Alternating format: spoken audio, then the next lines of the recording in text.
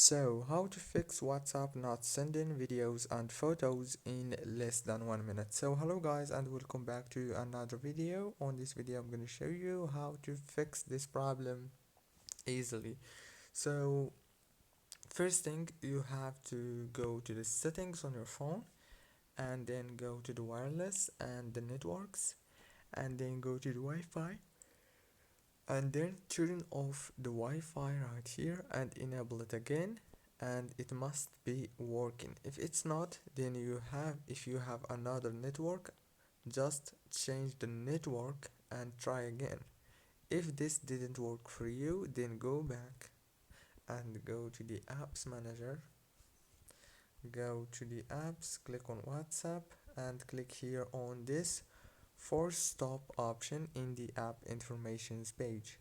That's it guys, don't forget to like, subscribe, and thank you so much for watching.